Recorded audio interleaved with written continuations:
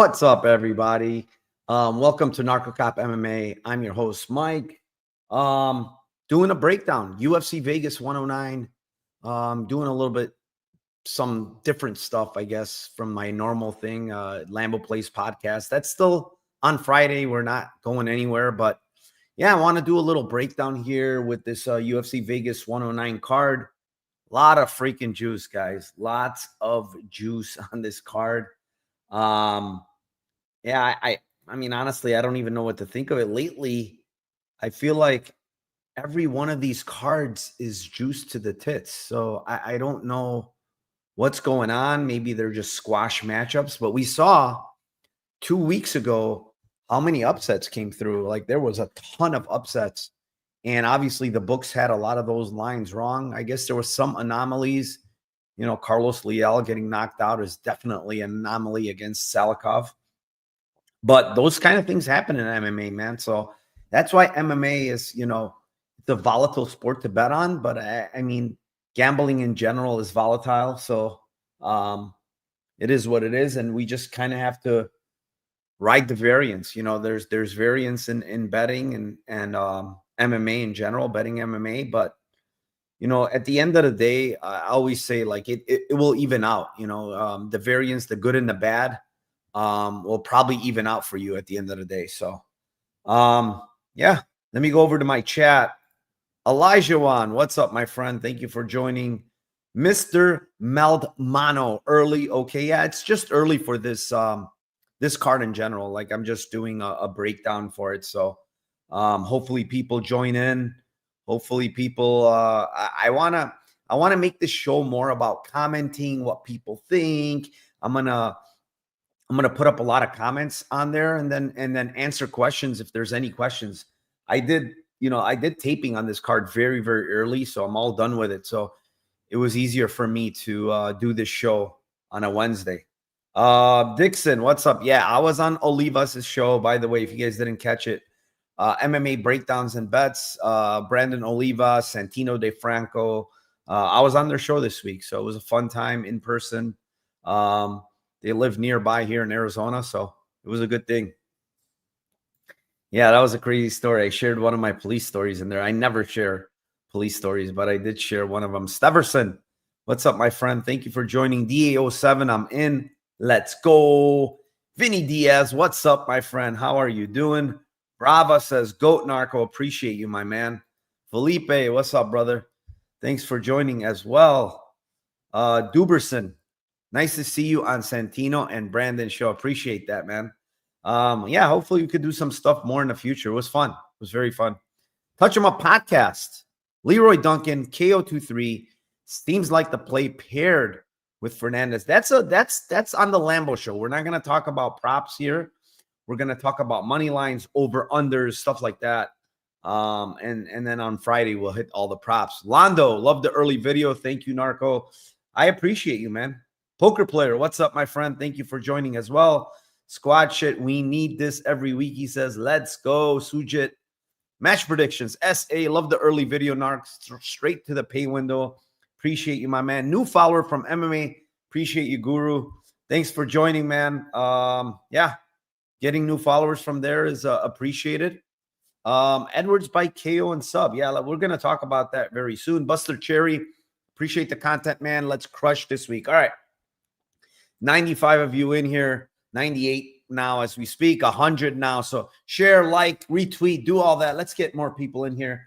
And then I'll start off here, man. Let's start off. We got a very, very short notice fight here. I'm going to do it like this.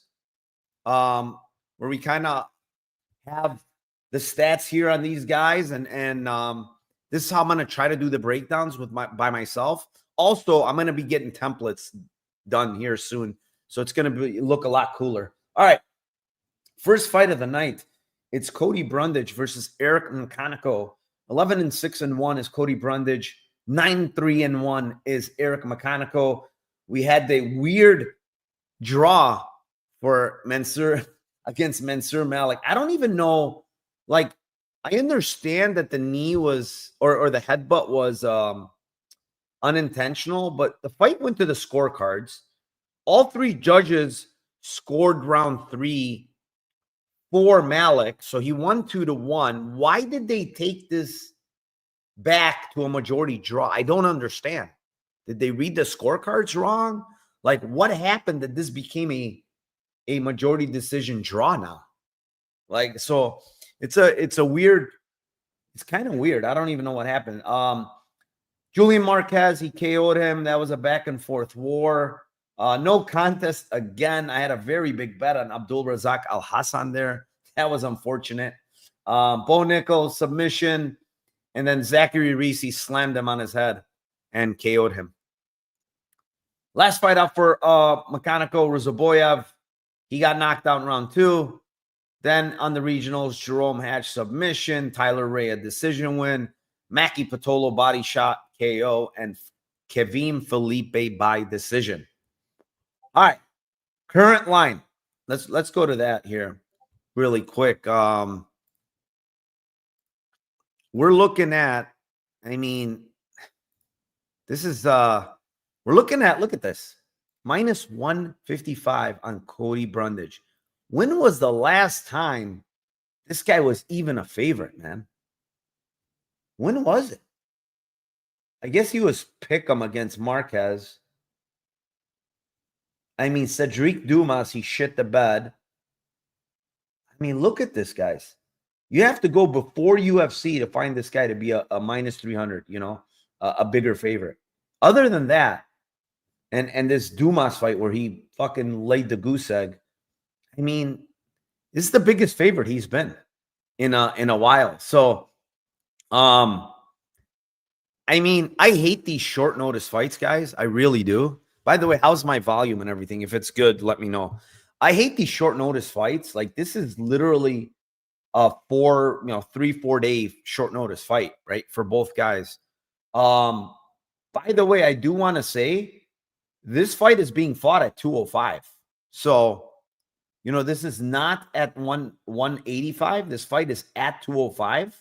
I want people to know that. If you see here, it's at 205. So, this is not a fight that, you know, is the normal 185 for both guys. Honestly, they both fight at 85. So it's a 205 because of the short notice. Mechanico, you know, 35 years old at this point in his career. You know, he's not young. This is not someone that you would normally see getting into the UFC this late. But he took a short notice here against Rizaboyev. Honestly, I kind of feel like the bright lights, everything got to him. He didn't throw any volume. Rizaboyev just kind of tried to walk him down, but he didn't land much himself in round 1. It wasn't until round 2 he caught him. It was like a weird temple shot. He hurt him and then followed up and finished him. I will say that, you know, probably the height, the reach, you know, Rizaboyev's just so long, so big. And he hits very, very hard. So it was giving him a lot of issues of trying to land on a guy like Rizaboyev. In his regional tape, I don't mind the guy striking. I think he's a decent striker, southpaw. You know, he throws good inside leg kicks. He has some pop in his hands. I don't mind his power. It's decent. He does land to the body. You could see that Mackie Patolo KO is some body shots. And he's pretty good in the clinch, too. He has some good knees and stuff like that. And this guy was a high school wrestler. You know, that's his background. I think he played college football as well. So that's why he's probably like a late bloomer in the MMA scene. One thing about him is, like, he's been knocked out 3 times. Sorry. All 3 of his losses are by KO. But he also, like, he gets hurt a lot. Like, Tyler Ray buzzed him. Mackie Patolo buzzed him. I don't remember if Felipe did, but he gets buzzed a lot. He's been KO'd. So his chin is a little iffy, honestly. Brundage is who he is. Like, he's going to come. He's going to throw big overhands. He's going to try to land the calf kick. The thing is, the calf kick is not going to be here for him because Mechanico is a southpaw. And I think Mechanico is the better technical striker, believe it or not, because Brundage just swings hooks, man. He's not very technical. Mechanico does throw straight. He does have good leg kicks. I mean, very powerful leg kicks. He's got some thick thighs and legs. So he's good there. Wrestling, I think, is kind of going to cancel out here, to be honest. Like maybe Brundage takes him down, but I think Mechanico gets back up. I don't think Brundage is some like elite grappler or wrestler. Yeah, I mean, at this point, like, I think it's dog or pass, honestly. There's no way I could play Brundage at minus 160 on a very short notice fight. The over-under, honestly, is basically pick 'em. Minus 115, minus 105 to the under. I lean under because of the short notice variety of this fight, how short notice it is. And I don't think that it's going to be similar to that last fight, just because I think the Malik fight, I think Brundage was a little scared of the power coming back, so he didn't open up. Yeah, so I kind of lean under here. Like Mechanico's a little bit chinny. We know Brundage can basically give up at times, you know, and he doesn't have the best chin. So, I mean, at pick'em, I think you're better off playing the under 1.5 than playing minus 155 on Brundage, you know, or you could take a shot on the dog. But for me, this is a pass, man. I can't play fights like this because it's just short, super short notice at 205. It's just very, very weird. Moise says mechanical. That's funny. Benino says Brundage by KO. Yeah, I mean, he could definitely knock this guy out. I mean, Brundage has power. Let's be honest. Like he throws hard, he has power, but at the same time, he can be caught. So, I mean, there's no way I would ever lay minus 155 with Brundage. There's just no way. Like, last fight is the only fight he's shown like good cardio because they didn't do shit. But go back and watch how tired he was in round 1 against the Cuban Missile. Like he was tired, man. Both of them were tired, and it's I don't really like that. The fact that this fight is at 205 just makes me want nothing to do with it. Yeah, I mean, there's a lot of weird things with this fight. Super short notice. One guy in Brundage is kind of gassy and front loaded. You know, and the other guy just hasn't really fought anybody. The one person he fought, he got put away. I mean, the Tyler Ray win is fine. Tyler Ray is kind of like a grappler as well, wrestler. So that one was fine, but it's not like he looked great in that fight. Daniel says unders or Eric, but Eric is also chinny. Yeah, he's definitely chinny. Small World, what's up, my friend? Thank you for joining. Yeah, I mean, that's all I have. I don't want to keep going on this fight because honestly, it's a shit fight. All right, second fight. It is in the women's flyweight division. It is a 10-3 Gabriela Fernandez versus the 11-8-1 Julia Storyalenko. We got a minus 400 Gabriela Fernandez versus the plus 310 or 300. I mean, there's some books that you can get 325, 330 on Storyalenko. Storyalenko a little bit taller by an inch, 3-inch reach advantage. I don't think that matters much here.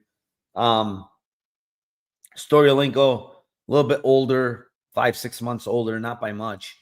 Yeah, man, like Storyalenko. Here's the thing about this girl.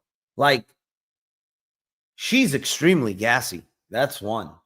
Two, I mean, look at her wins, guys. Armbar round 1, armbar round 1, armbar round 1. Look at all these wins here. What do you see the common denominator? Look at this. What's the common denominator with this chick? She either gets you in round 1 or she's toast. Like, she's got one win by decision here, and that was a split decision. Like, it's either, or look at this, 10 wins by sub, 4 by KO losses, one sub loss, and 3 decision losses. This girl cannot win any other way unless she subs you early. That's it. So when you look at this fight, like I said this to my Discord, I said, why not just play Storyolenko like sub 1? Like, I mean, that's her win condition. This is literally her win condition is sub 1. And it's, whatever it is, 11-1, 15-1, 12-1. Like, this is her win condition. If she does not finish in round 1 by submission, because she's going to go all out for it. She's going to go for the takedowns. She's going to try to get the fight down, and she's going to go hunt for submissions like crazy. She doesn't care about position. She's not going to sit there and try to play position on you. She's trying to pass guard, trying to, get to mount, and then immediately try to pull an armbar. And if it doesn't work, she's pretty much screwed, right? And I think she's pretty much screwed here, to be honest. Like, I think Gabriela Fernandez is a big, strong girl. I know her takedown defense is not the best, but it's also not very bad. Like, first layer takedown defense looks okay to me. It's when people chain wrestle with her that get her down. So I think she's much more durable. I think she's the way, way better striker. I mean, the striking is like night and day. And then like her jiu-jitsu, I know off of her back, she's not great, but Jasmine was on top of her for a bunch in that fight and she didn't get subbed, and Jasmine's a way better wrestler than Storyolenko is.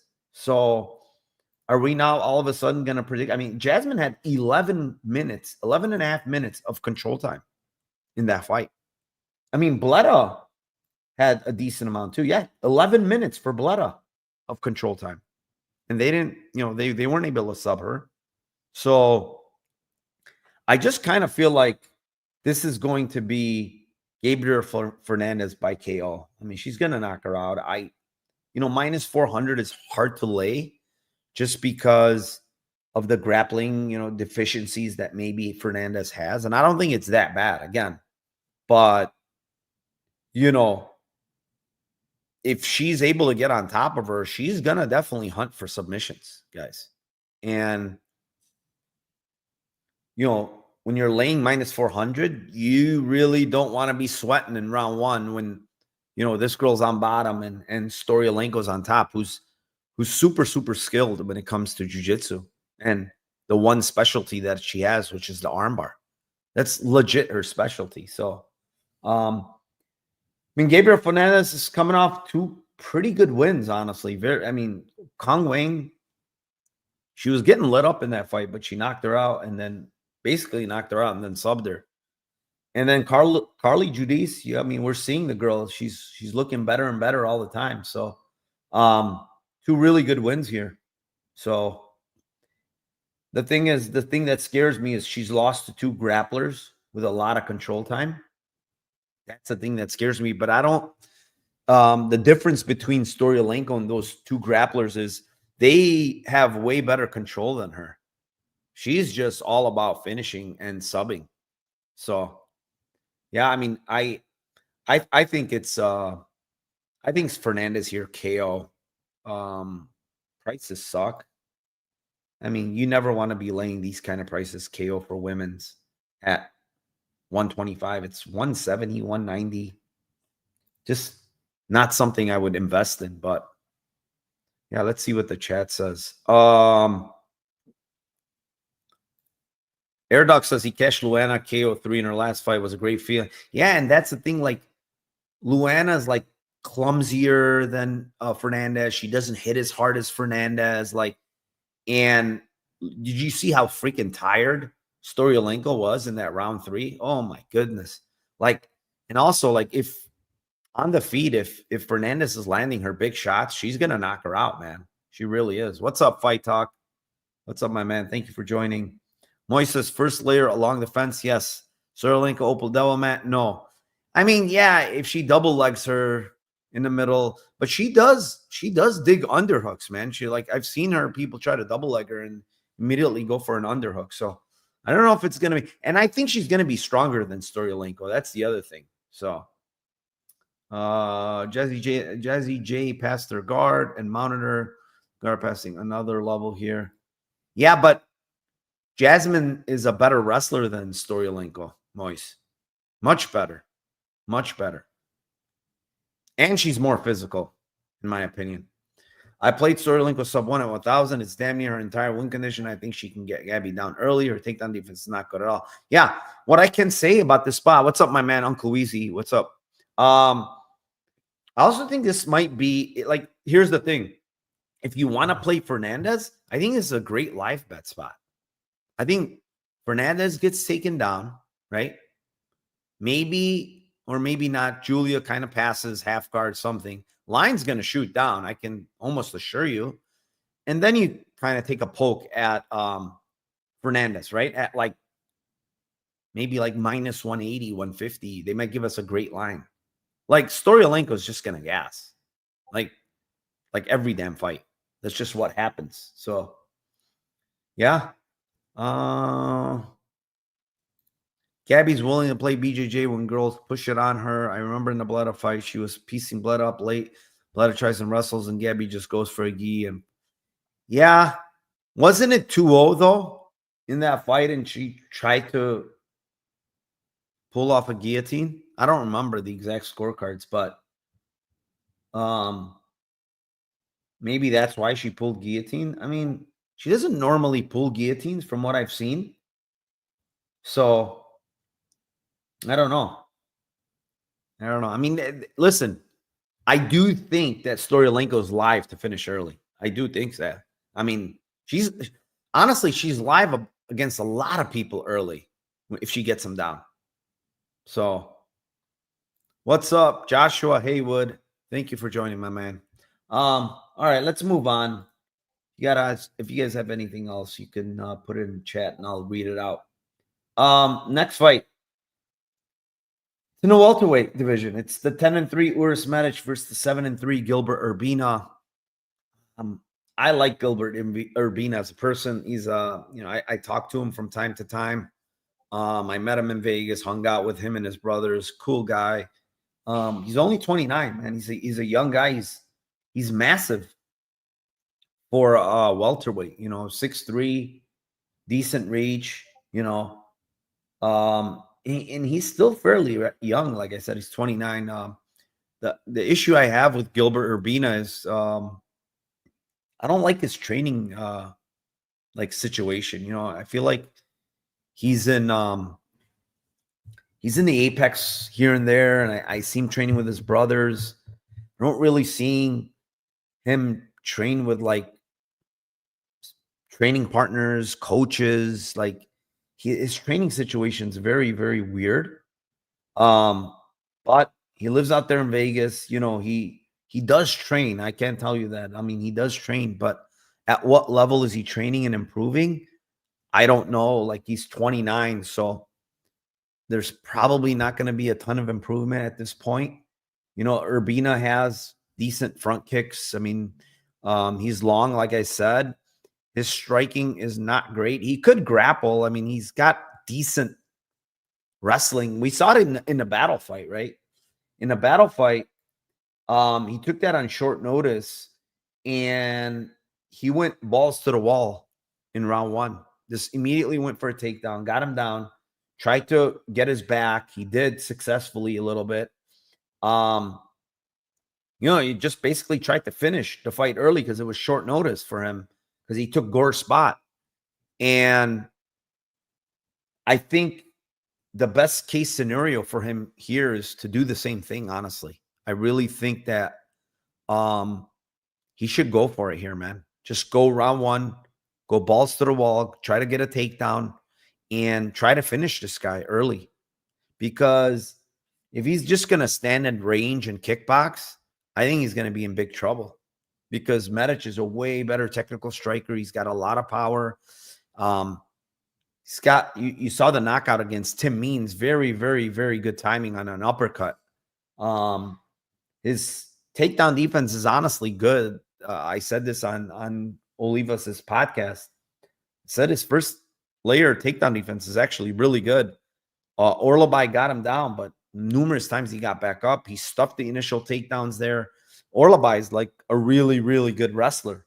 like probably top 5 in the weight class at 170. So, when you're looking at this fight, it's like, how does Urbina win? What's his win condition? And it's, for me, it's like maybe getting like a early submission or ground and pound or something early. Similar maybe to the Gilmore fight or this Ligon fight. Because outside of that, man, Medic should really do work on him on the feet, man. Medic is very good technically. I know this was a terrible look against Soriano, but Soriano, he has more power than, that's the other thing. Urbina literally has no power. No power from Urbina at all. So, yeah, I mean, yeah. Orlabai is a lightweight, yeah. But I'm saying that I meant lightweight. He's like one of the best wrestlers, honestly. But that fight I think was at welterweight, right? Yeah, it was at welterweight. But yeah, he's a real. I think Urbina. Yeah, I mean, this is his win condition, and it's got to be. I feel like it's got to be early. He says he's a bad grappler. Trust submitted by multiple UFC lightweights. Medic KO otherwise. Yeah, I mean, but I would rate like a guy like Jalen Turner and Orlabai better grapplers than Urbina by a mile. That's the issue I have. But listen, Urbina can probably take him down early and hopefully do work. I mean, this line, I did say this, Mike, minus 450 on a guy like Medic, who's just strictly standing, no bueno. Like he's just a striker, man. You don't ever want to lay minus 450 against a guy that will probably, or in Urbina, probably grapple. Like it would only make sense for him to grapple here, because if he stands, he's getting knocked out, in my opinion. So the over-under in this fight is, what is it?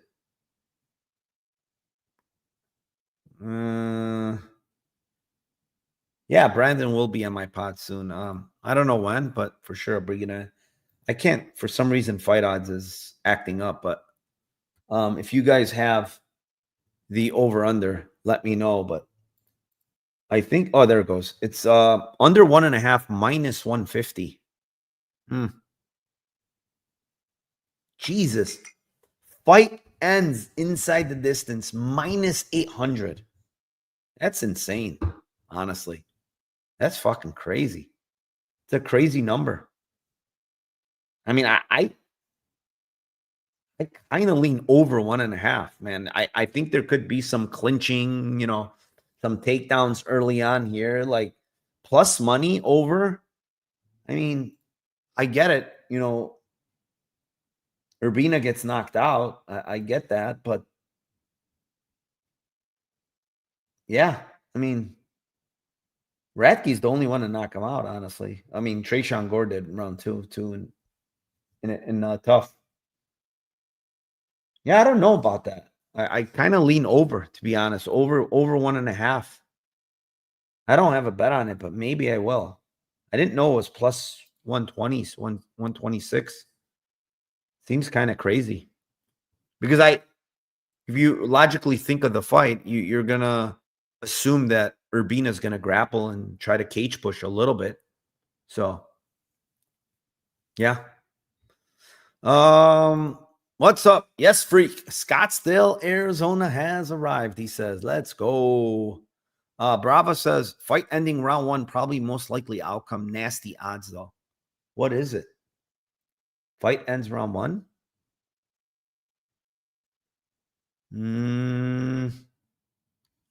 It doesn't even show it. It's probably a shit number, because even Medic round 1 is, I'm like, oh my God. Medic round 1 is 145? What the heck is going on? These bookies are nuts lately. Yeah, listen to the freak. Hit the like button.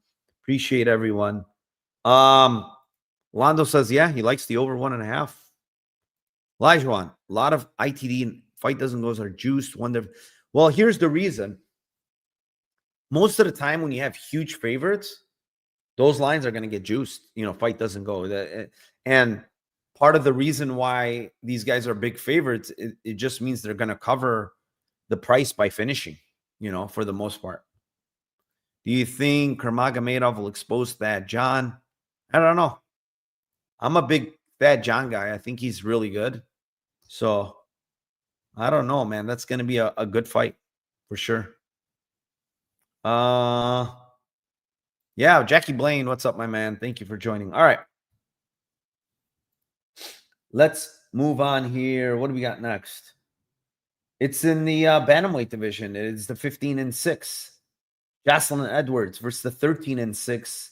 Priscilla Cachoeira. Priscilla Cachoeira turning 37 here in about a week. Wow. When's her birthday? Let's see when Zombie Girl's birthday is here. August 19th. Zombie Girl turns 37. Wow.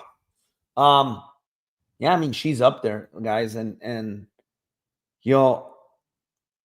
I don't rate any part of her game as good. Like, I don't think any part of this girl's game is good. Her striking is not good, technically speaking. She just wings big shots. She has power. Her grappling is not good at all. Off her back, she's terrible. Takedown defense is average at best. Yeah, I mean, there's really not much she does good, man. Her two best attributes, honestly, is power and she's tough, right? She won't quit. She'll keep going. But that's about it. Like, there's nothing else that sticks out with her. She's been finished 4 times by submission. She's never been knocked out. Although Jazz Davicius fight was very, very close to being stopped, landing a ton of ground and pound there. Maverick landed some ground and pound on her. So here we are. And, if you look, Zombie Girl was fighting at 25 for a bit. And then these last 2 fights, I believe, the last 2 fights have been at 35. This one here, though,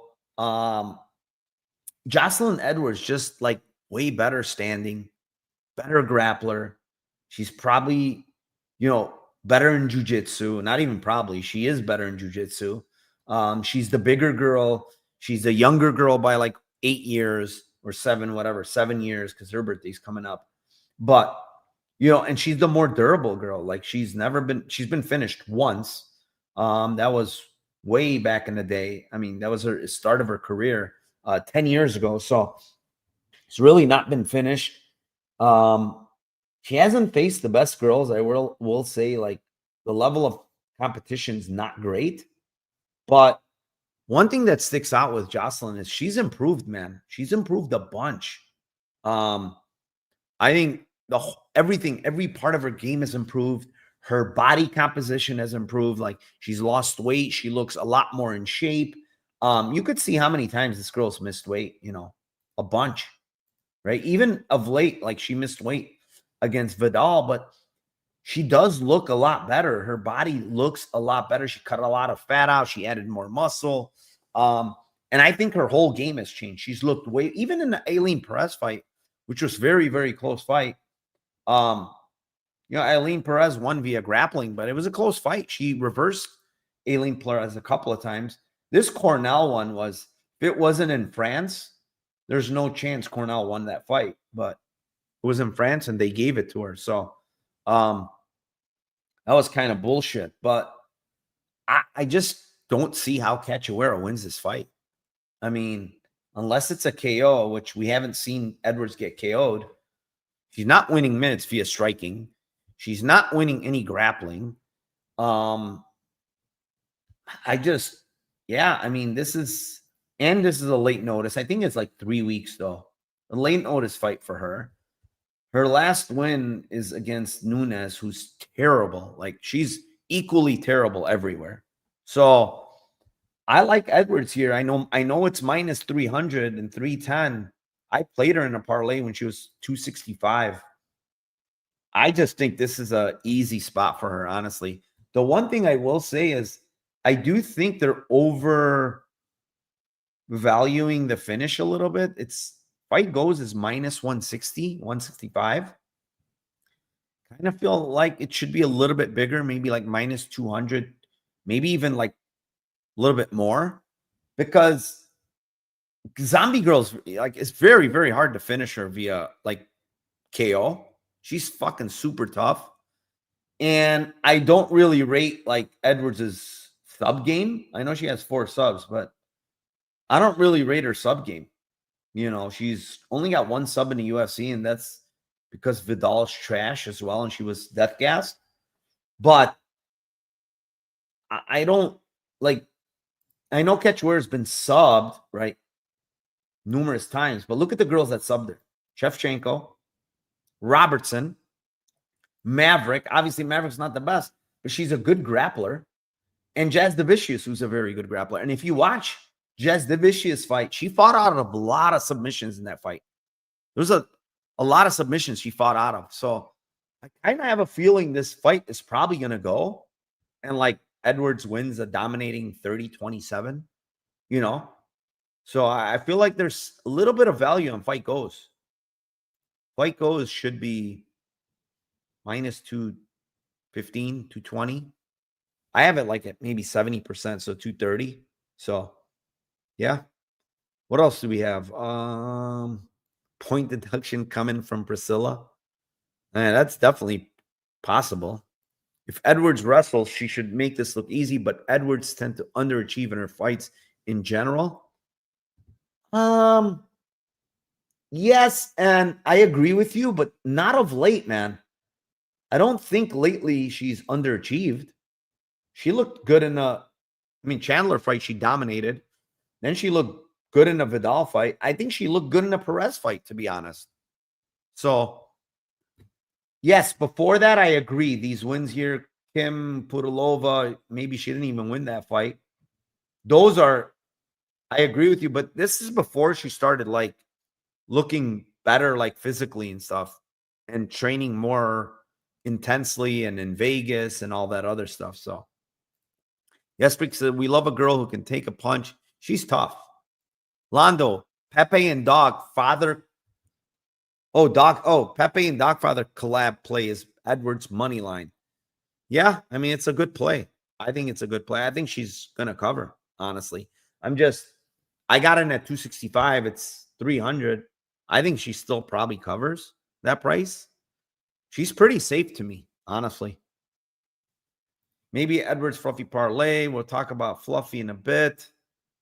Ted B says, hi, Mike and Liam. Is Zombie still training with Nunes?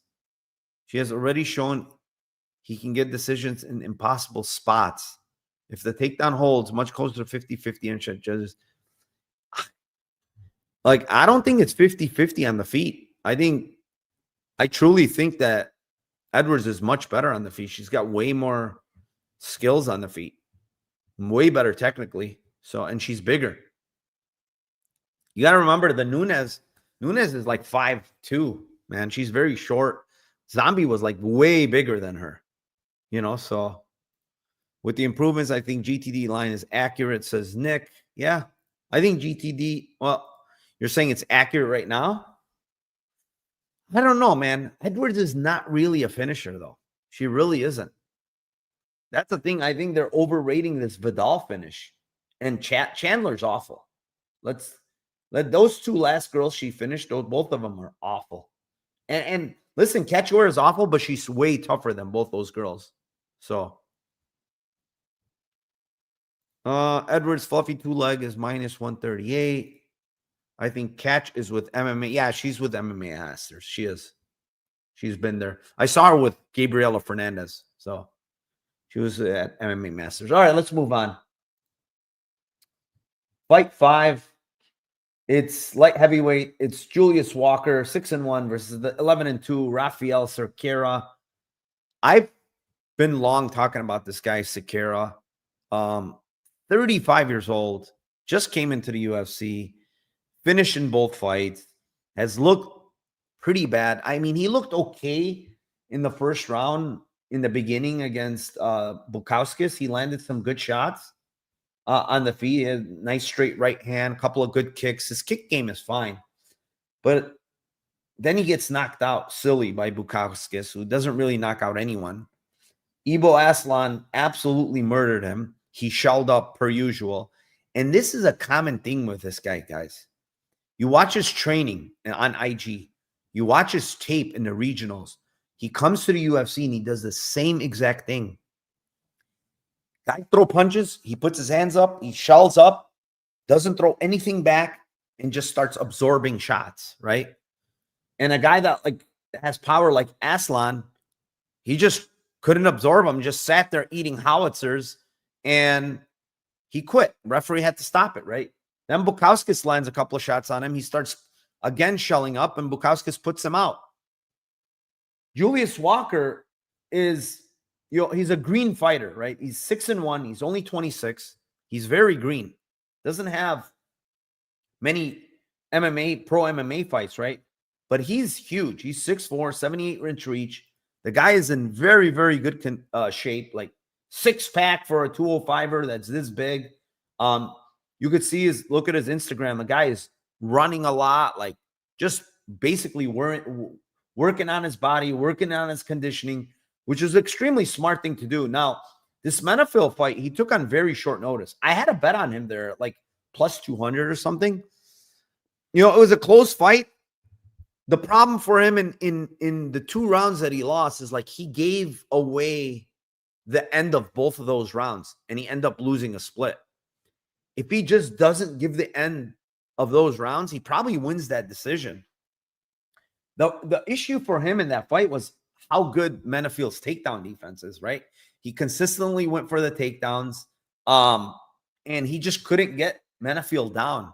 And I talked to Walker, super nice guy. We have conversations, and he just, was surprised at how strong Menafil was, right? Like, because when you look at Julius Walker, he gets like almost everybody down in his pro MMA career, right? And the regionals. But now he gets stepped up against a guy that has extremely good takedown defense in Menafil, and he got stuffed. I think he got one, but couldn't do much with it. So, now he's facing a guy in Cerqueira who on the feet is, like I said, defensively is extremely weird. He's never been submitted, and he's over there with Jalton Almeida. He trained. So I don't know. I think he's a black belt, but I don't know what kind of black belt he is, to be honest.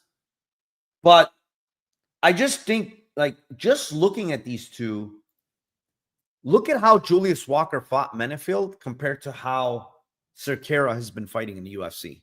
One guy looks like he's just going to quit at the first sign of adversity.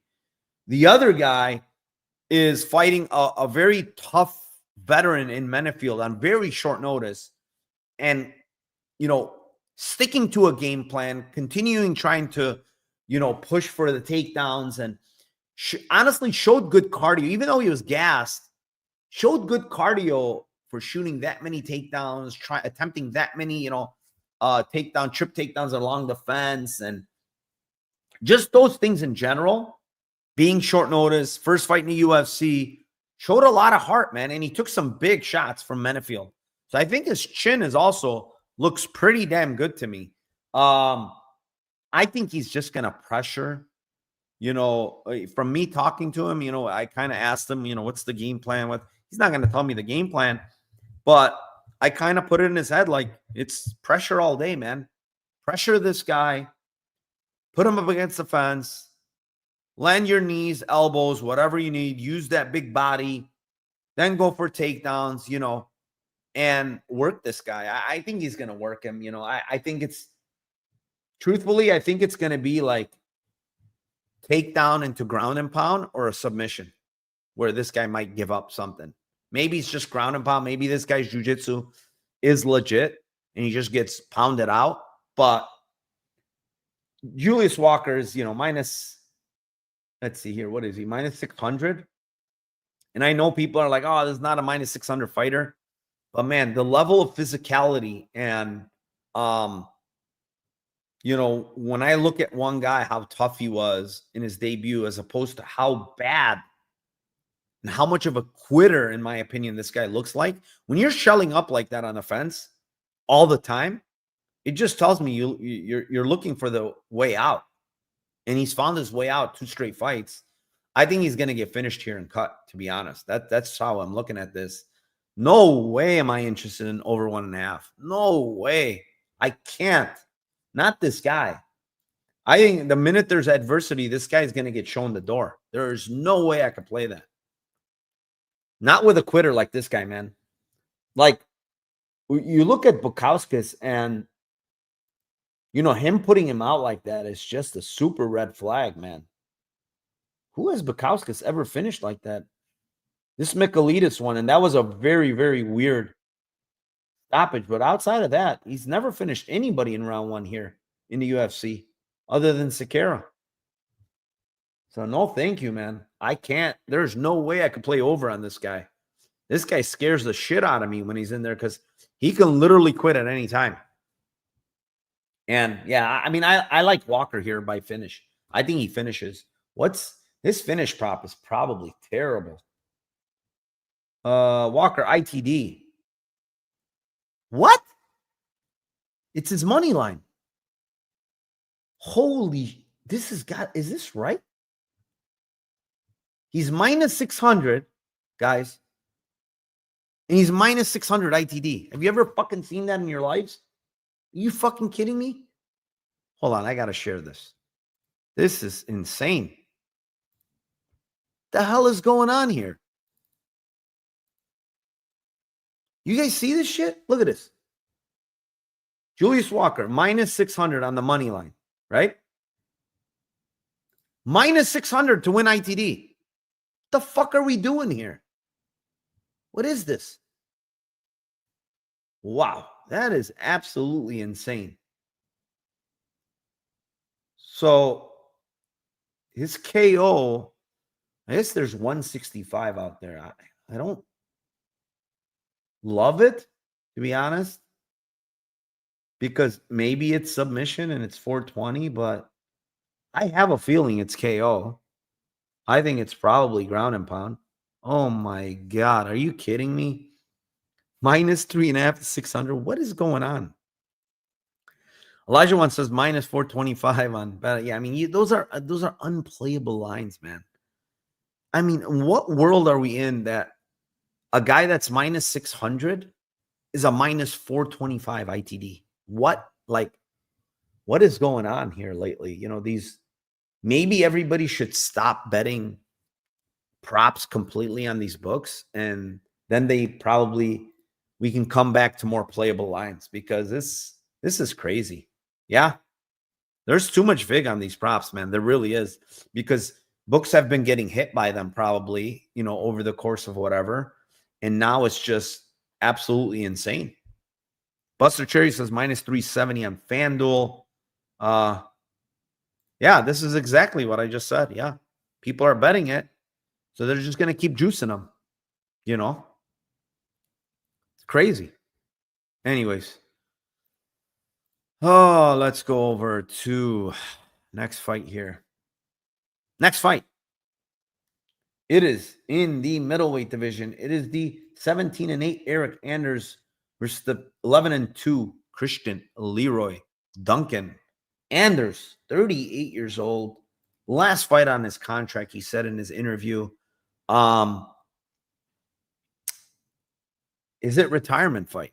He said he's opening up a gym in September. He said he bought his first commercial property. You know, this guy has been getting hurt every single fight. Like I'm looking at watching this tape, and it's like every one of these fights here, he's been getting hurt. Barrio hurt him. Pickett hurt him. Weidman hurt him. I don't remember if Daukus hurt him, but like Park hurt him. It's like crazy how many times this guy's been hurt lately. Literally everybody's been hurting him.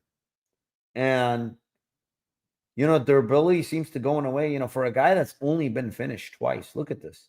He's only been finished twice in 25 fights. And one was an arm by Muniz, so you could take that away, right? Who cares? And then the other one was Thiago Santos long time ago. That's it. And at this point in 2018, Thiago Santos was he swung those huge hammers and he could finish anybody, right? But outside of that, look at this. This guy's never really been finished, right? But getting hurt an awful lot lately. And now he's facing a younger guy in Christian Leroy. He's 30, he's going to be the taller guy, the longer reach. But when you talk about a guy that's, not really impressed me based on his skill set, the first guy that will come to mind is CLD, honestly. He really has. Like, I think people are putting too much stock into, I don't think this guy has a lot of power, to be honest, with his hands. I don't really think so. A lot of his power comes from these things: flying knee, spinning elbow, spinning back kick. I mean, a lot of times he hurts his opponents. It's because of these spinning shit that he does. And the guy is literally a tornado, like DA07 said. The tornado. Like, he'll do they should have an over-under on every CLD fight for how many spins he does, spinning attacks. It'd probably be 8, over-under of 8. And then you can bet on it, because this guy loves to do this spinning bullshit. And he talks about it, honestly, in his interview. He says, I like highlight reel KOs. If you want highlight reel KOs, you're probably doing spinning shit. So, he is minus 500. I can't get behind that, to be honest. I think he wins. I think he wins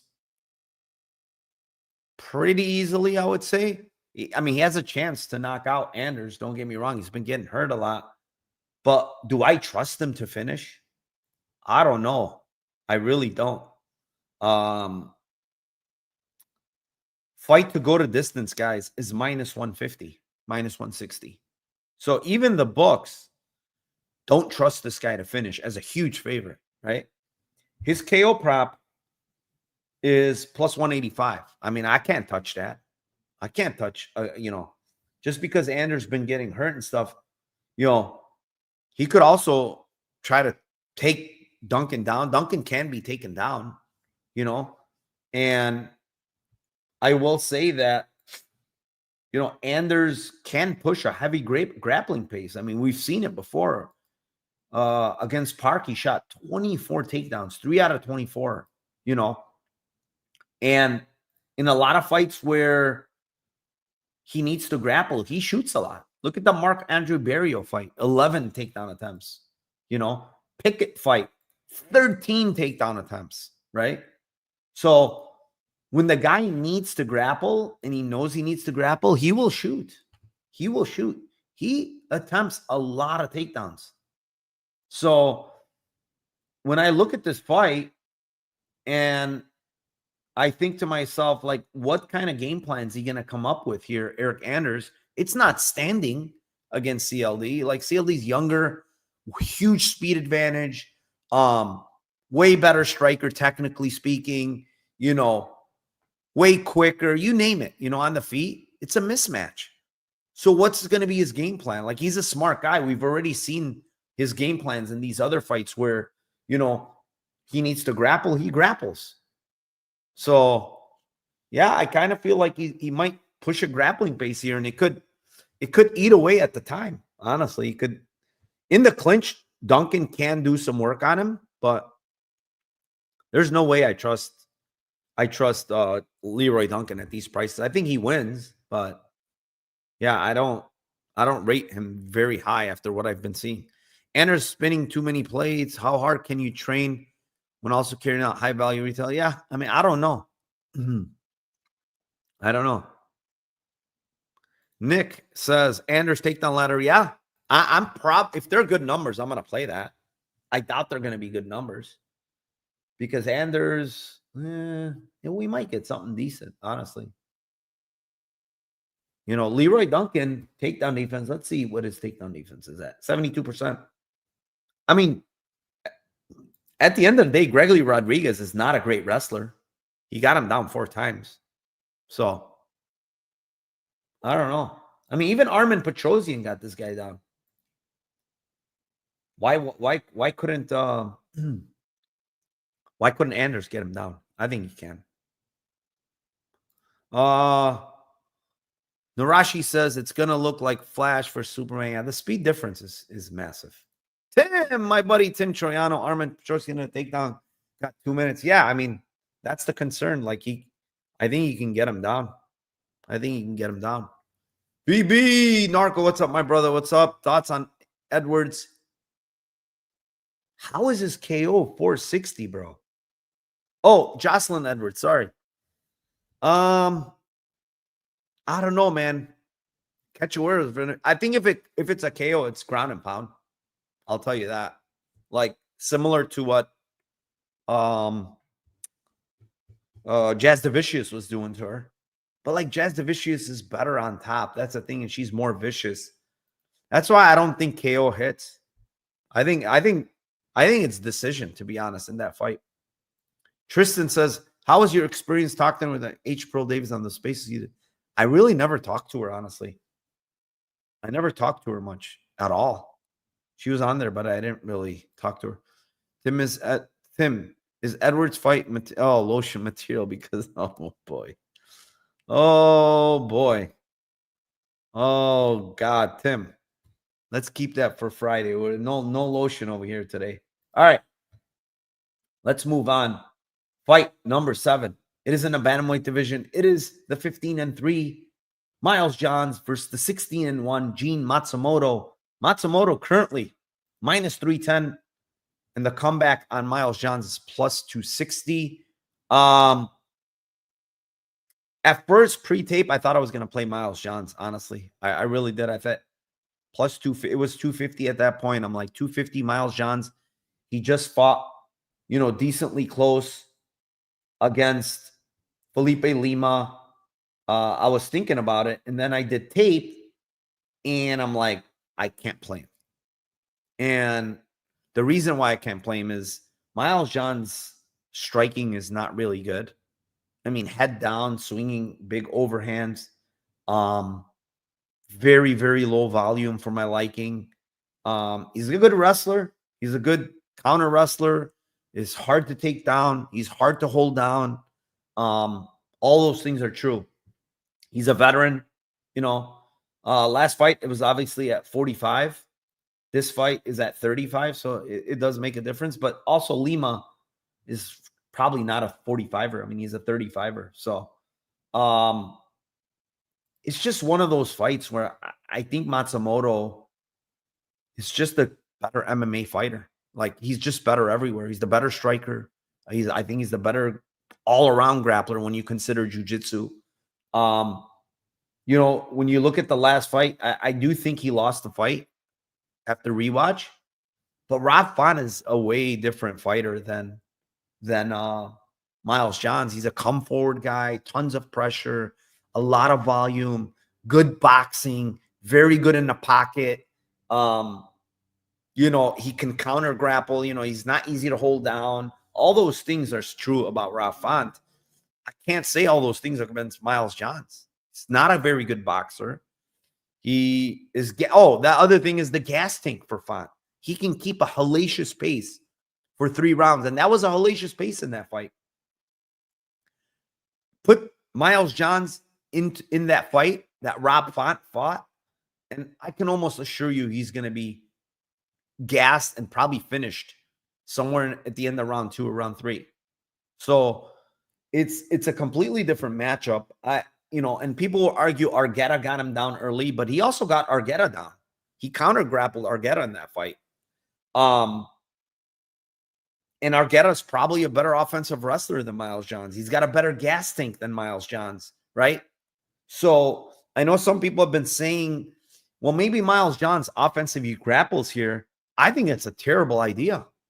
He's going to gas extremely fast if he tries to grapple a lot. And when you look at his career, Miles Johns, it's a common denominator that he doesn't grapple a lot, right? And I think the reason why he doesn't grapple a lot is because he gets tired when he does. So you see a lot of these fights, he's not even grappling. He's defending takedowns, stuff like that. He's never going first to grapple. You know, what's the most he's ever shot? How many takedowns? 6? That was against Argueta. Oh, no, I'm sorry. He went for 12 takedowns against Vince Morales. But that was also, he chopped Morales' leg off. So, yeah, I think Matsumoto, honestly, I mean, those calf kicks are really good. Johns has to be very, very careful not to eat too many of those calf kicks. And I kind of have a feeling that if you watch Johns in the Lima fight, you know, Lima got his back or whatever, but I do think that Johns puts his head into guillotines. I've seen it before against Argueta, and specifically, he had a deep guillotine. He got finished late by John Castaneda in round 3, where he broke him. I do think Matsumoto can break him and finish him, to be honest. Like, I just do. I think this fight, if I'm not mistaken, it's kind of late notice for both guys, like 3 weeks. Matsumoto just has the way better cardio, way better pace. I think he's the better overall MMA fighter. He's the younger guy. He's the bigger guy. I don't think these stats are right, by the way. You know, they're saying he's 5'6" with the 68-inch reach. Meanwhile, they got Miles Johns at 5'7". I think Miles Johns is going to be the shorter guy here of the two. Just personally, like from what I've seen, but maybe I'm wrong. I think Miles Johns is closer to like probably 5'4", 5'5". He's like short and stocky. So, yeah, I mean, I think Matsumoto, I'm going to look possibly for an under here. Honestly, I think under's way undervalued. I mean, fight doesn't go is almost 2-1.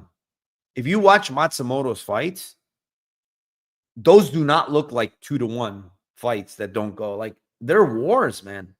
Like, he's getting hurt. He's hurt people. I mean, fight was an absolute war. Katona fight was an absolute war. He finished Argueta. Casey Tanner. I mean, he landed a lot of shots on Casey Tanner. Casey Tanner is a good fighter. I think this guy's going to be in the UFC. You know, this fight here was a war where he finished. A bunch of these are, honestly. I think they're underrating the finish. And to top it off, Miles Johns hits hard. It's very hard, actually. So if he lands a big overhand, I think he can hurt Matsumoto for sure. I mean, didn't Rob Font hurt Matsumoto with that fake glove touch or whatever you want to call it? And boom, he lands on him. So, yeah, I think finishes, I don't know. I'm a little interested in fight doesn't go there. Thinking about playing the split. We're going to talk about that in a little bit. New show. Yeah, I'm going to try to do weekly. We'll see. I think Miles Johns is going to cook. I mean, Matsumoto's going to cook. I think he's going to cook him too, honestly. No, I didn't skip it yet. It's coming up. It's coming up. Action Jackson says Miles Johns. He is a solid fighter. I just don't think he's very good at one particular thing. I don't think he's very good at anything. Rude One says, "What's up, Narco? What's up, my man?" What else do we got? Yeah, I don't know why they cut my man Katona. That was fucked up. All right. Let's move on. Oh, shit. All right, what's our next one here? Next fight. Wait, did I skip? I did skip Elijah Smith. I'm so sorry. I did skip Elijah Smith. All right, let's go back to the Elijah Smith. Elijah Smith, 8-1, bantamweight division against the 11-4 Tsuyoshi Kazama. 20. Look how young this guy is. He's gonna turn 23 here. He's gonna turn 23 soon. Against the 28-year-old Kazama. Minus, what is he right now? It says 515 here. I think he's more. He's minus 700. And quite honestly, I think he's worth every bit of that 700. Not that I'm going to lay 700 now, but if you want to put it in a parlay with Edwards, I think that's a good 2-leg parlay. I mean, I don't know what the odds would be now. because lines have moved. But I think those two are super, super safe, honestly. I really do. I just don't see both of them losing. Like, Kazama's one of the chinniest fighters I've ever seen. Honestly, like, this guy's getting hurt in every single fight. His wrestling is okay at best. He's not going to take down Smith, in my opinion. Smith's a very good wrestler. I mean, I just think Smith's going to probably KO this guy, most likely. Like, is he going to sub him? I guess it's possible too. I rate Smith. I think this guy is going to be really good. I was impressed with his Morales fight just because Morales is a savvy veteran, very good submissions, good counter grappling. He's a good wrestler himself. And he looked good there, man. He looked good. He fought off some submissions. Don't get me wrong. But Morales gets a lot of good guys with those submissions. Look at these guys. He subbed, He almost got Rosas. Do you guys forget? He almost got Rosas with those submissions, He got Azure with one who's a veteran, a bunch of these guys, he's very sneaky with that Anaconda Dars and the Peruvian necktie, and he almost got him, but he did all the right things, Smith. And I don't really think this guy Kazama's like some skilled grappler. I mean, you get this triangle after getting almost knocked out, right? You got these triangle and arm locks in the regionals and heel hooks and shit like that. I don't think that shit's going to work here. Elijah Smith's way quicker, way faster, way more athletic, way stronger, way better striker. I think he's going to ice this guy, to be honest. He's just going to absolutely ice him.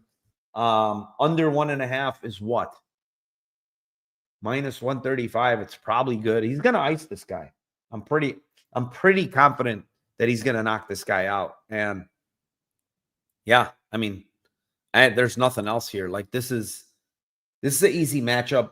I think Elijah in his UFC debut against Morales was a tough matchup, in my opinion. That's why I played Morales there. I didn't think it was going to be easy for a young guy. Dude, he was in adversity, some very, very bad spots. And then in round 3, man, he came out and he did his thing. He grappled himself. He landed some big shots. I like him. I like this guy.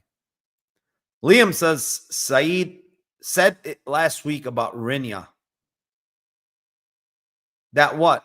That Rinya can get the KO? Oh, wouldn't be surprised if he KO'd this dude by accident. Oh, so you think that... Wait, are you saying Kazama can KO Smith, Liam?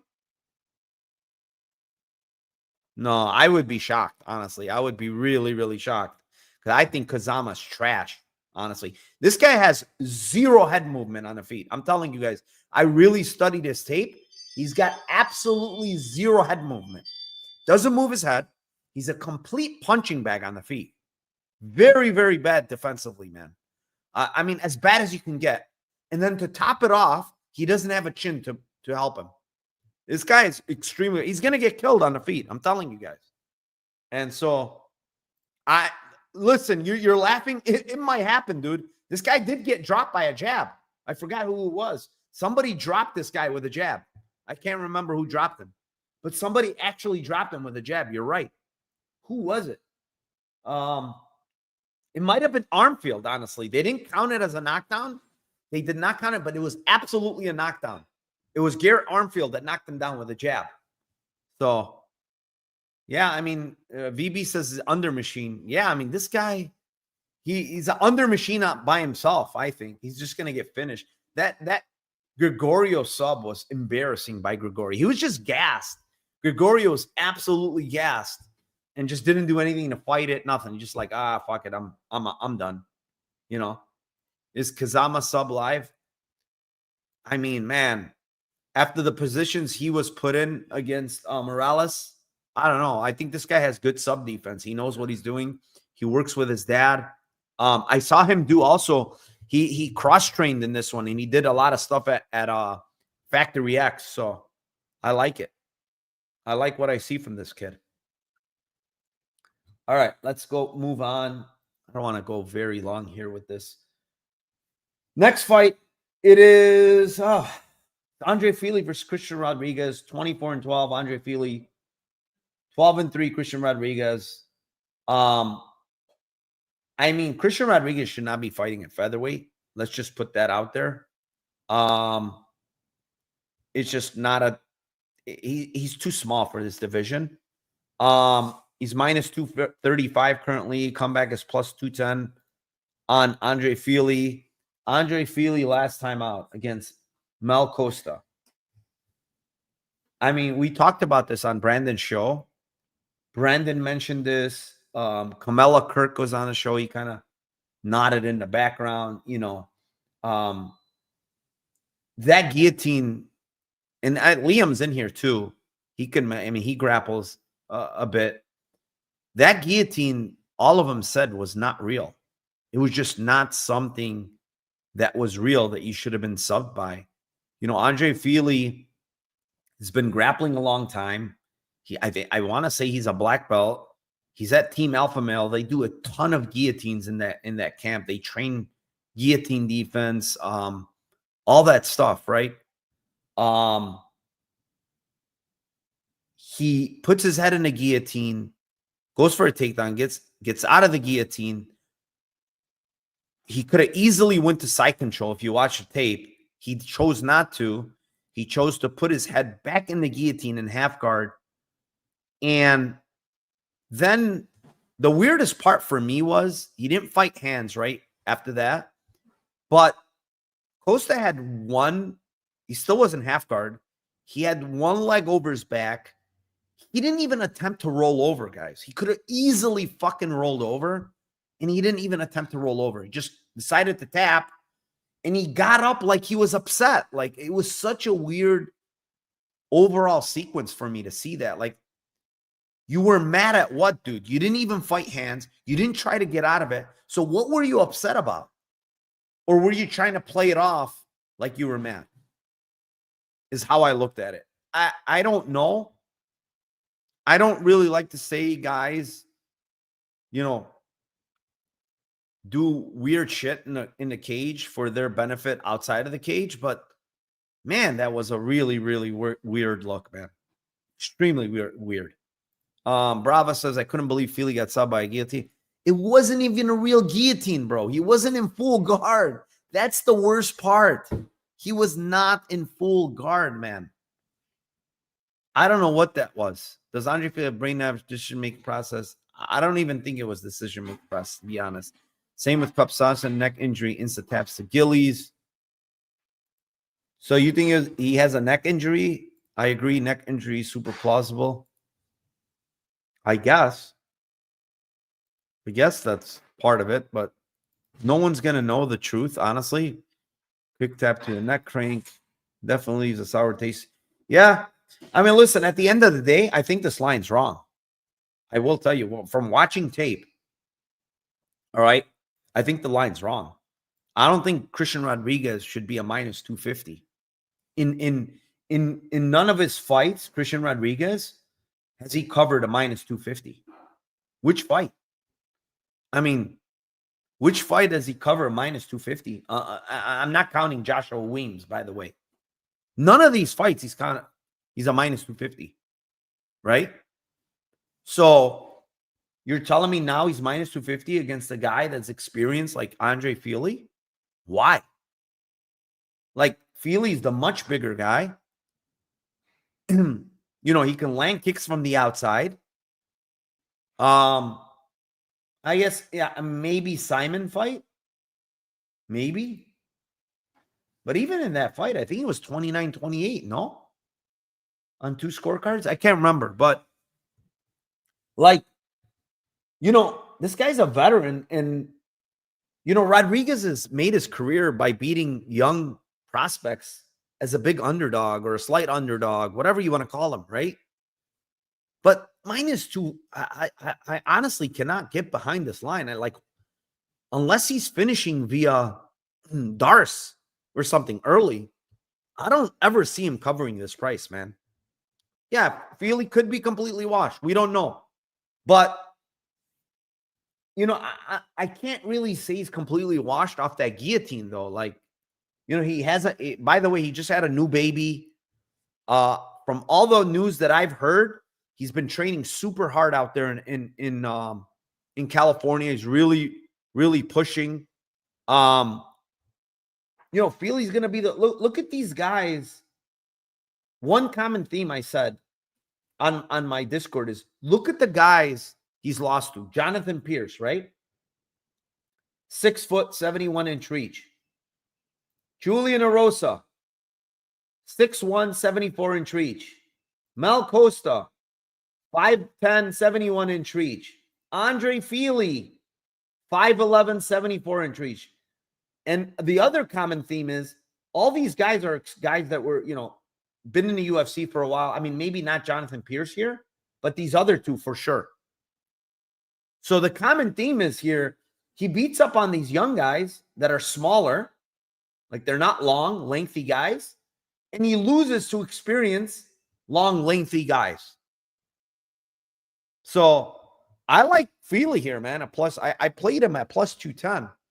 This line absolutely doesn't make sense unless Fili's washed completely and he quits. There's no way this line makes sense, guys. Think about how C-Rod wins. He's a counter grappler who breaks people, basically. Fili shouldn't probably grapple much here at all. If anybody, maybe Rodriguez tries to grapple. And Fili on the outside, I think, is way better. Rodriguez needs to close the distance and get in the pocket to win this fight. And in the clinch, Fili he's a good clinch fighter. He's a Muay Thai based guy. So plus 200, why? Because he got subbed like that? That's the only reason this line's where it is. It's because of how he got subbed.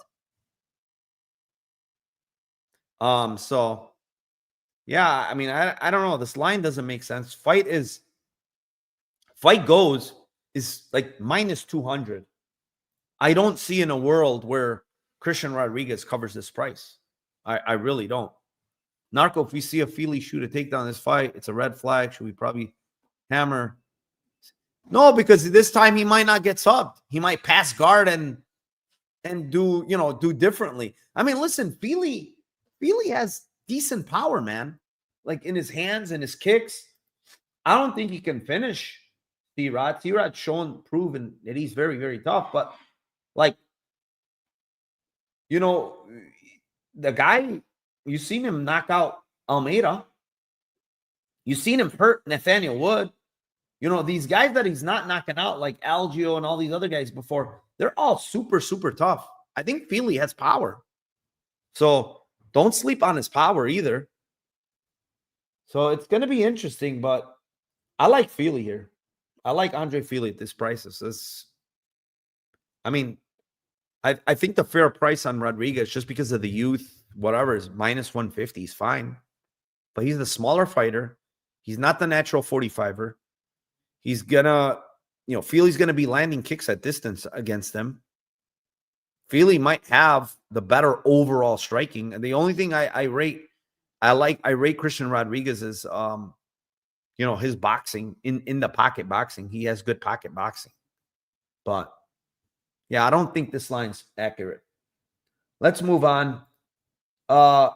It's in the flyweight division. It is the strawweight division. It's 17-6. Asim and Lucindo versus the 18-14 Angelo Hill. I'm not going to go very long about this one. It's minus 200 plus 170. I think Lucindo is a little bit overrated overall. Just my opinion. She has, you know, pretty good grappling. Her striking is not very good in my opinion. She has very, very poor decision making. I will say that. So, I mean, that comes with her age. She's only 23, so I could see it. I mean, she has a lot of experience for a 23-year-old. I mean, she has 23 MMA fights, so as a pro. So, Angela Hill is 40 and she only has 32. So, Angela Hill is the much more, you know, veteran, the much more experienced fighter here, especially in the UFC. But also Angela Hill, last two fights, guys, I don't think this is the Angela Hill against Pinheiro. I don't think this is the Angela Hill of Gomez. I don't think this is the Angela Hill of the Dern fight or even Ducati fight. I think this Angela Hill is the kind of the wash version of Angela. She looks much slower. She doesn't look as physical. I didn't like a lot of things I saw in these last 2 fights. And I think the hill has come for Angela Hill, like the steep hill going downwards. I honestly think that she's going downwards. I would not be shocked if Lucindo finished her. I wouldn't. Even though Hill is so durable and stuff. I mean, I wouldn't be shocked, guys. I really wouldn't if she got finished here. I think Lucindo wins. I wouldn't lay minus 200. But I think this girl's completely washed. Just watching how slow her reactions, her physicality, everything looked off for me the last 2 fights on tape. I think she's over the hill, like Tristan just said. I think she's done. I really do. Like, she's pushing 41 for a strawweight, man. For a fucking strawweight, she's pushing 41. We've seen how bad some of these girls have looked at this age. And I think she got there finally. I think she was not looking her age, 3 fights prior, but I think she's looking her age lately. And she's going to be 41 in January. So, yeah, I can't get behind Lucindo at 200. Don't get me wrong. I do think that she could look like a big favorite here, like minus 400, if she can get her grappling going and get on top. So, yeah, I'm not. Angela Hill, she beat Caitlin Souza last time. I don't even know if she did. It was a close fight, but she still looked awful.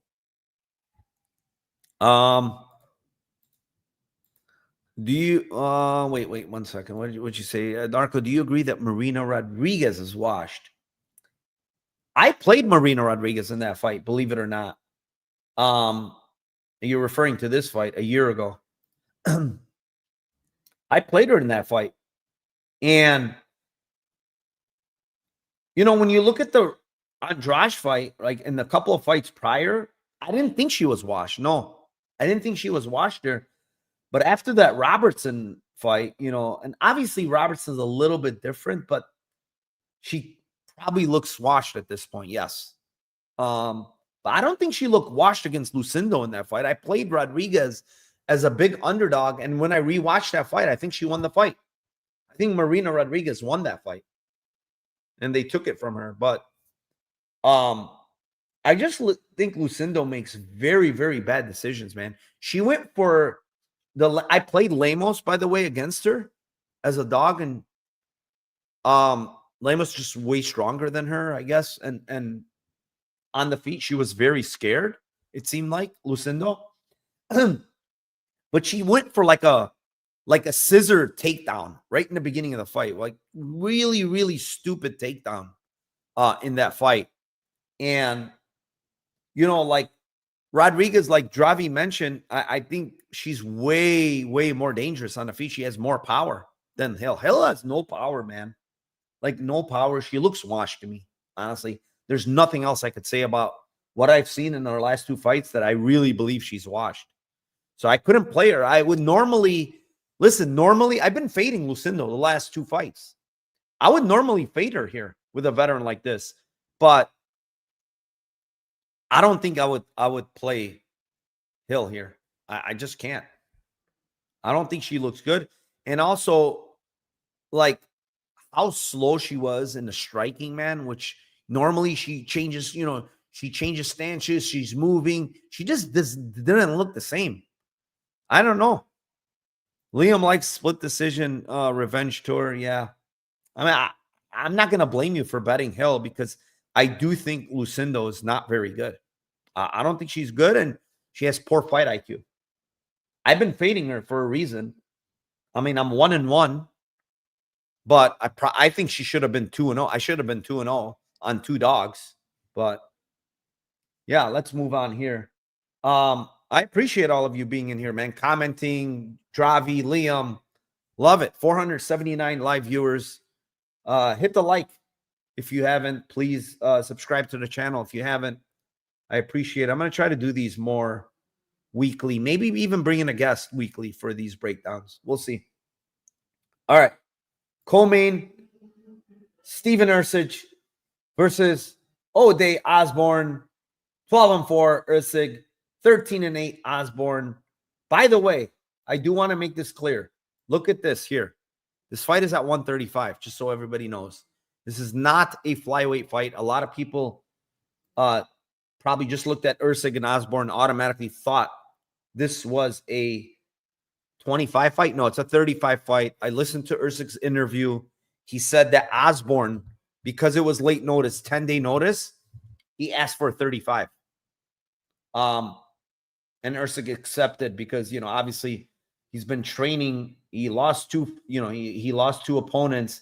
And now he's like, yeah, screw it. I'll just take the 35 fight.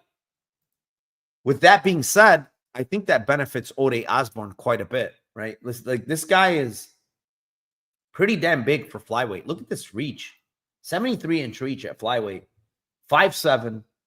He's a muscular guy. I think 35, much, much better for this guy, right? And I want to point something out to you guys here. It's important, very important.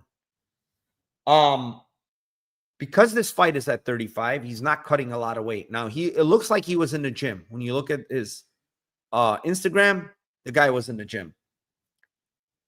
The other fight that he fought that was a catch weight, he didn't have to cut as much weight, was right here against Charles Johnson. And honestly, it didn't look bad there. He grappled. His cardio looked pretty good. I know Johnson was on short notice there. But basically what I'm trying to say is, like, maybe the weight cut kills this guy's cardio as much as anything. Like, he's a big flyweight. And if you look at Osborne earlier in his career, I also want to point this out. This guy fought at bantamweight all the time. Look. Every single time it was bantamweight, bantamweight, bantamweight, bantamweight, featherweight. Look at this.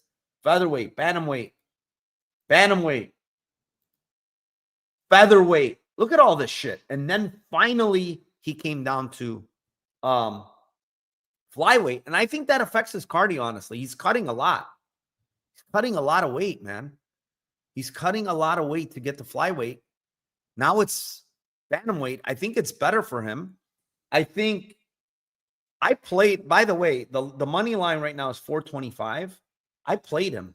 I played a half a unit on the money line on Osborne because, one, Ersig does not like to grapple. I know this grappling thing with Ersig is kind of a myth to me because the last time he really, really grappled, guys, like shooting a lot of takedowns, was I think it was this Haddon fight where he grappled a lot or decently shot a lot of takedowns. That was the last time. The Vorik fight, it was all counter grappling. Costa fight, again, he didn't wrestle hardly anything there.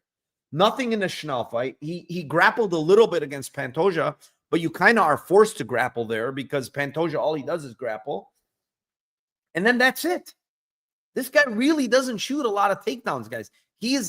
When you watch his tape, he has very good boxing. He's a good striker. Very, very good striker. And he has a well-rounded game. I think he's a really good fighter overall. I think he's a really good striker. I think he can grapple really well.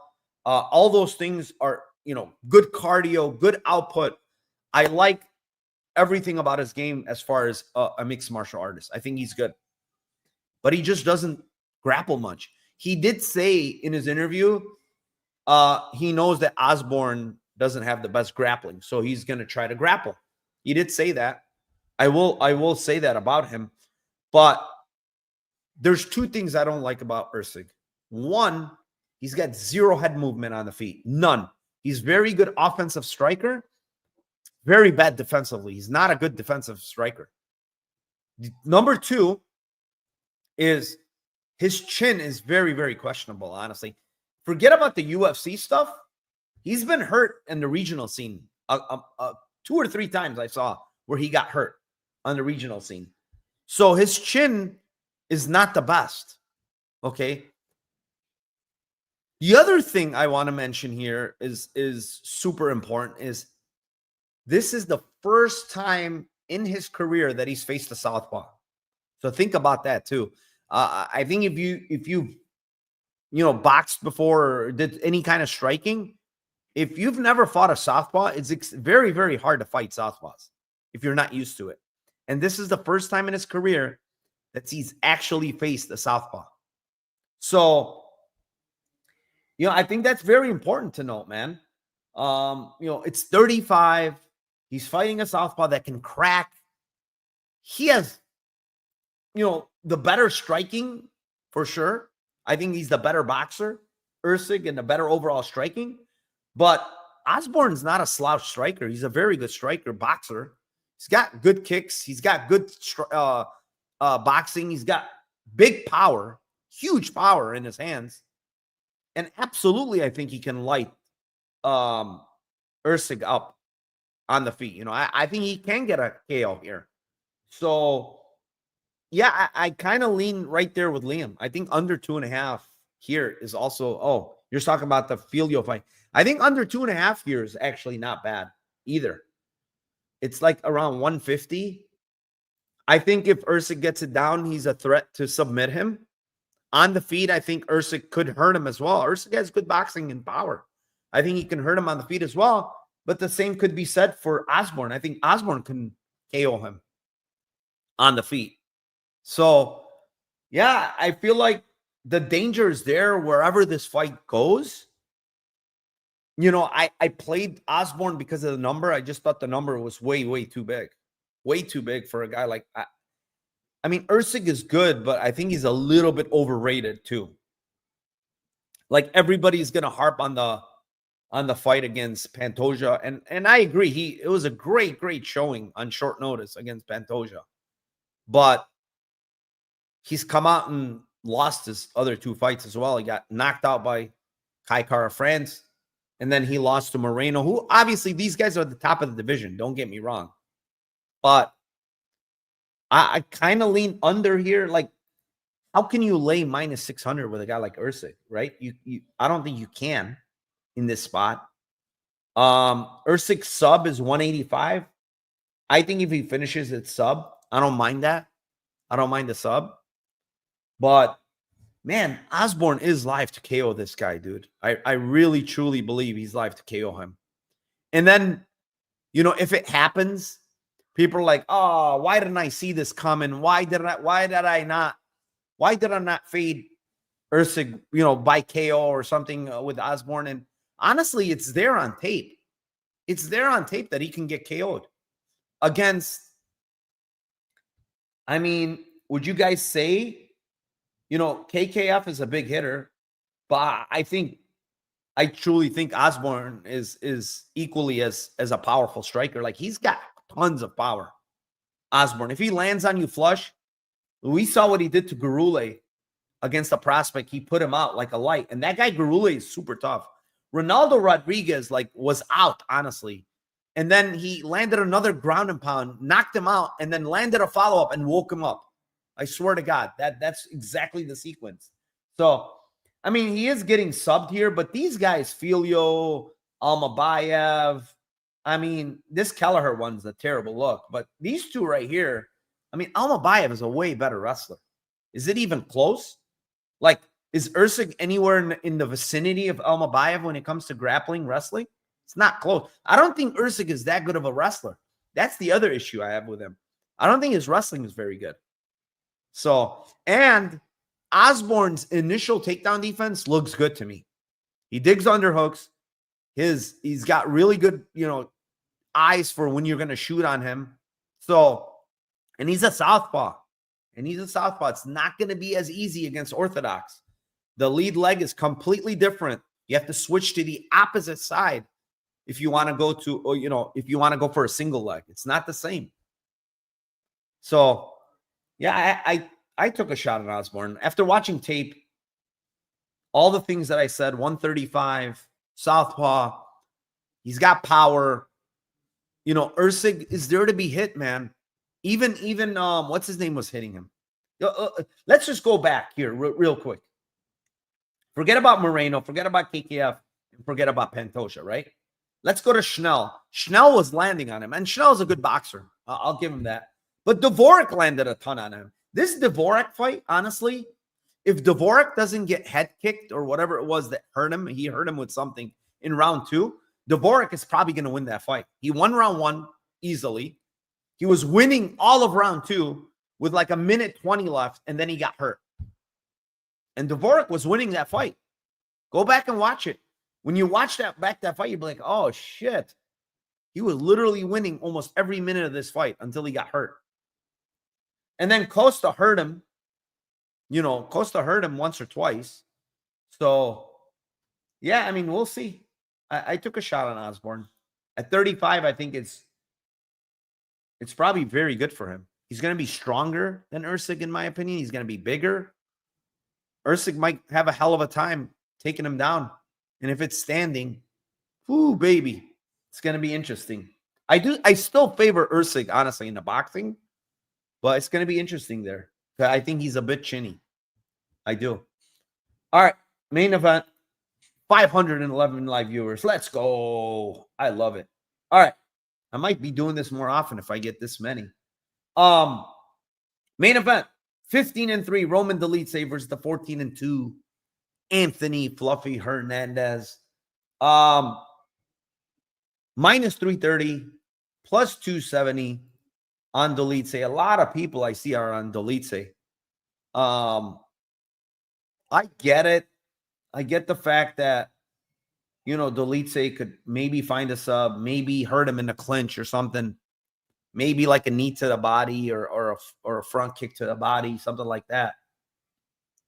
I still think Fluffy is very hard to finish. Like, he's not going to quit unless you hurt him to the body. I want to mention that, if you listen to the Fluffy Hernandez interview, and there's articles everywhere on this, he came into the Allen fight with an ear infection that he was taking antibiotics for, and he had a bad floating rib injury, he said. He said it was so painful to fight with the floating rib injury. And he still fought through. He looked sloppy. It was a close fight. But, man, to go with those injuries, that infection, and that guy couldn't have been training properly for that fight. And he still pulled it off against, Brandon Allen is, call him whatever you want. He's a top 15 fighter in the UFC, maybe even top 10. We saw what he did to Michel Pereira, even though Michel Pereira kind of hurt him to the body early. I was there for that fight, but that was all of Michel Pereira's moment. That's it. After that, it was a snowball downhill. Kopolov kind of hurt him to the body early too, but again, that was another snowball downhill. And then most of these were kind of similar. I mean, Shabazian did well early. I could see Dolidze maybe getting a sub early, to be honest. I don't think it's going to be a KO. I don't. I think he's either going to sub him or he's going to lose. I put in a couple articles that I've read on Dolidze, and I can read one of them to you really quick. Not read the whole article, but basically what was said about Dolidze. I think it's actually pretty good to read this. Craig Jones says there was a time when Dolidze went to a famous BJJ academy and was denied training with the pro BJJ group. He took matters into his own hands. He says I remember him telling me a story. I won't name the gym because the gym probably would get upset with me. This is Craig Jones saying this. He says he was a white belt at the time, and he showed up to this gym. They wouldn't let him train with the pro class. And I remember he was training separate to the pro class with some of the pros. That's when he heel hooks a multiple-time black belt world champion. He said he heel hooked a multiple-time black belt world champion as a white belt. And he says he just left the gym and he gave himself a blue belt. So this is Craig Jones saying this story about Dolidze. Then there's another one. If you search it, there's a video out there. If you search it from Marab, They're at, I don't know if it was Extreme Couture or the other gym, Syndicate. But Merab was in the gym. He was training, and he heard a loud scream, and he looks over, and it was Hamzat screaming and pissed off about his knee. He had ice on his knee. He was icing his knee. And he said what happened is Hamzat and Dolitze were grappling. They were training, whatever, sparring. And Dolitze got Hamzat while they were grappling into a heel hook. And Hamzat wouldn't tap. And subsequently, he hurt Hamzat's knee. He yelled in pain. And apparently, he had fucked up his knee somehow in that rolling sequence, because he either got him in a knee bar or a heel hook. So, yeah, those are just a couple of things that I mean, the video's out there about Merab talking about that story where he fucked up Hamzat's knee from either a heel hook or a knee bar. So this guy is super dangerous on the ground, is my point. You saw him pop Phil House's knee there. You saw what he did to Hermanson, reverse the position and then kind of get at his back and knock him out. He's super dangerous early, man. He's very, very dangerous when he's fresh. And I think if you're going to play Dolitze, I honestly think it's all early. It's early sub or nothing. If this goes past 7.5, 8, 9 minutes, it's going to go through. He's going to go through the fucking washing machine, man. I mean, every single fight that Dolitze's fought later in the fight where there's grappling, he's looked awful. He's looked death gassed. Imavov fight, he looked horrible late.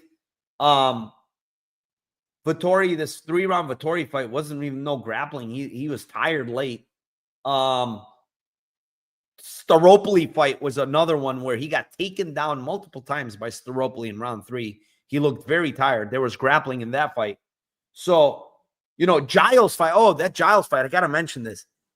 That's the other thing that could happen here. He's rolling for a knee bar and he's eating fucking shots while on the ground from Trevin Giles. This John Allen fight, he didn't look great there either, Dolitze. He is 37, so he's not young. Yeah, I just feel like if this fight goes past 2, he's fucked. He's absolutely screwed. So I wouldn't play Hernandez early just because of the threat of Dolitze early, where you could potentially get a decent live line. Like, let's say Hernandez gets him down. Dolitze is very live to sweep him. He's very good with his sweeps. So that is definitely potential where he could sweep him, get on top. Maybe then you can get a very good line on Anthony Hernandez, But yeah, I mean, I think you have like these lines on Anthony Hernandez late are just unplayable. They're horrible. So I wouldn't play those. I wouldn't play those late round props. The books are not giving us, no, these 3, 4, 5 are awful, man. Don't play those. Those are criminal. Do not fucking play them. Fluffy said he was hurt. Yeah, that's what I just said. I said he had an ear infection. He was taking antibiotics and he had a floating rib injury. So, yeah, I mean, I think he's going to break Dolitze personally. I think that's Anthony Hernandez in a nutshell. Have you looked at the takedown ladder? I don't think they have him yet. I haven't looked at him, but I don't think they have him. But yeah, I think Hernandez wins, honestly. But Dolitze, there's some good lines out there if you really look deep into props. But anyways, 545 live viewers. Appreciate all of you for joining me today. About an hour and 45 minutes. I wasn't expecting to go this long, but thank you to everybody that joined in chat, everybody that commented, kept the chat alive. Appreciate Liam, Dravi, and everybody else. Yeah, hit the like. I'll see you guys on Friday for the Lambeau Place podcast with me and Tim. Again, I appreciate all of you. Thank you very much, and I'll see you guys Friday. Good luck.